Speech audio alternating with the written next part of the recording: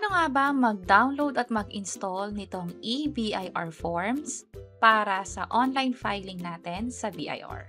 By the way, kung first time mo sa channel natin and gusto mo pa ng mga online tutorial videos katulad nito, please click the subscribe button.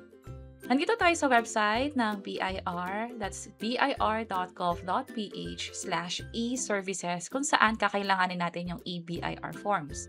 Kapag kinlik ko tong window, and then sinearch ko yung eBIR, mapapansin nyo wala pa akong naka-install dito. Later, dapat meron na.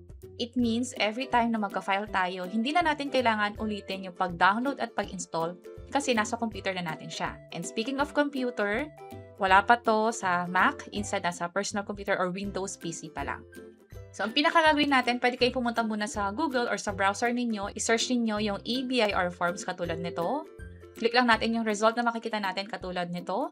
O di naman kaya dito sa eServices, pwede din yan. So, ORUS, EFPS, eBIR forms, ito yung kailangan natin. And then from here, andito yung latest, click lang natin yung click here. Mapapansin nyo, mag-i-start na itong mag-download. Hintayin lang natin na ma-fully download to. And then later on, i-install lang natin to very quick. So, okay na. I-extract lang natin. Double-click lang natin itong nasa package. Click lang natin yung yes. Next. Next. Next. And then install. Tapos na. From there, pwede na tayo makapag-access sa eBIR forms. Pwede na natin itong kalimutan itong ginawa natin. Kasi isang beses nga lang siya gagawin. Pero kapag nagkaroon kayo ng panibagong computer or na-re-image, na-reformat yung computer ninyo, kailangan yung ulitin ulit ito.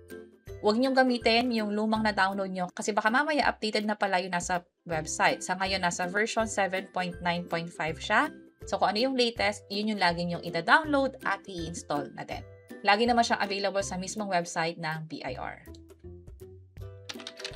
Kung mapapansin nyo, kapag sinearch na natin yung eBIR forms, nandito na siya sa Windows natin. Click natin yan. And then, meron ditong profile. So, umpisa, wala pa tong laman, pero kailangan mo mag-save. Paano mag-save? Kailangan mo lang fill upan yung mga information na hinihingi nila. Once lang gagawin yung profile, and then next time, i-enter mo lang yung TIN number mo, hit tab, at automatically, kung ano yung sinave mo dati, ma-retrieve na niya. And then from there, pwede nang mag-file ng mga forms na nakikita natin dito. So, try natin siyang gawin. Yung tax identification number, yun yung TIN na binigay sa atin ng BIR. Saan tayo nag-register, saang RDO, ilalagay natin yan dito. And by the way, yung mga hinihingi na information dito, yung line of business, RDO, registered name, nasa COR natin yan. Ano yung itsura niya? Ito yung COR na nakuha ko, andito yung RDO, andito yung line of business, andito yung taxpayer type ko, at andito rin yung mga forms na kailangan kong i-file every quarter and every year, kailan din yung deadline niyan. Kung mapapansin nyo, yung na-file ko na business registration, this is for professional, freelancer to, at in-avail ko na yung 8% income tax rate para hindi ko na i-compute yung iba, yung mga expenses ko, i-deduct pa yun, marami pang kailangan i-monitor or i-track. Dito, yung gross mo, lalagyan mo na lang or i-multiply mo lang sa 8% kung magkano yung nakuha, yun yung ipa-file mong tax. Pero yung first 250,000 pesos, tax exempted yon. Ibig sabihin, yung first income mo na 250,000 pesos for the year, wala mo lang tax filing. Pero sa mga succeeding videos, ipapakita ko sa inyo yung actual na filing niyan at paano nalales yung 250,000 pesos na exemption. For now, gamitin natin tong COR para sa paggamit ng eBIR forms. Halimbawa, ito yung sa TIN number. Anong RDO siya? Oops, nagkakaroon tayo ng error kapag hindi niya na-recognize yung TIN number. So, try ulit natin. And then, RDO code. Pili tayo dito ng isa. And then, line of business.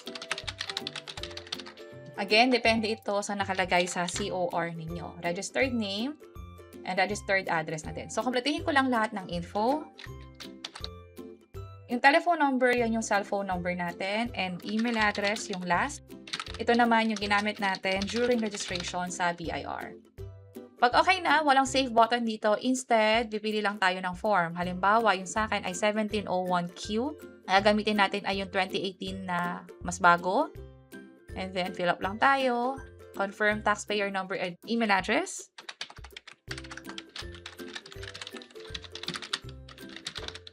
Click Submit. And dyan na siya na-save or updated successfully. So, ang gagawin natin, let's exit. Okay. And i-open ulit natin yung eBIR forms. Ito siya. And then, type ko yung TIN.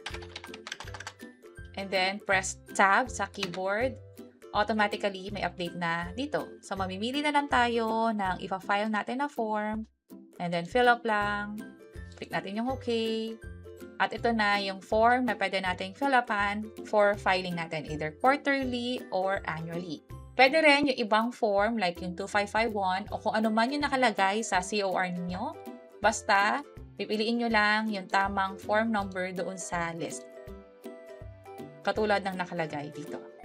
And that's it. Kung may iba kayong katanungan tungkol sa eBIR forms or sa pag-file ng tax ito sa BIR, especially for freelancers or professionals, pwede nyo i-check yung page namin or channel. Sana makatulong. And see you sa mga next videos. Bye-bye!